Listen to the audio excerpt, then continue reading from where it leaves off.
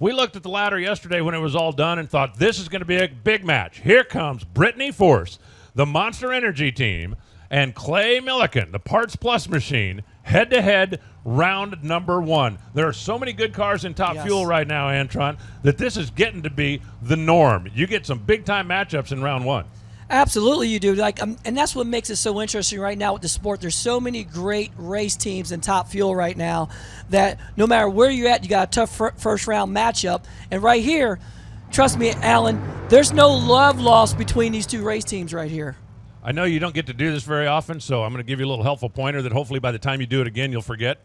Just take a pause when they're doing the burnout because nobody can hear you anyway. Roger that. Now, I don't claim to be a crew chief, although I do think I have a basic working knowledge of how these cars work. But here's what I know about Brittany Force's car. If you're dead even with it at 800 feet, you lose a race. Because that thing's going to run 335, 336. You better be out in front at the 8th mile or you're in a whole pile of trouble.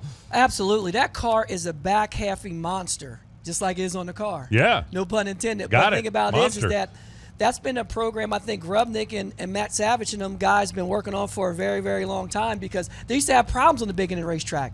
Used to have injectors hanging off on the side. But they have figured it out, and now that car runs on mean literally for the last 300 feet of the racetrack. That car is flying right there. Yeah, and it ain't exactly a kit in the front half either. The Monster Machine on the left side out of John Force Racing. For Peak, Antifreeze and Coolant. Cornwell Tools, Chevrolet, and the Parts Plus Summit Racing Doug Stringer team. Over on the right side, one of the big-time championship contenders is going to go home early.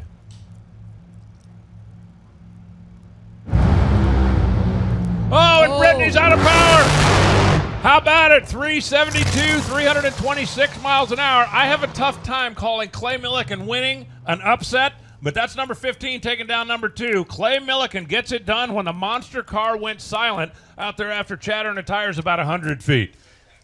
You can look at the track. One second, Antron. Let's check in with Joe first. All right, we're checking in with Mike Kloeber. Mike is talking to Clay. Oh, we're moving on. He just finished talking with Clay. Tell me about that run. Oh, no, we're not done talking. You're just interrupting. Sorry. Go ahead. Ask me a question. Well, how did you get that win?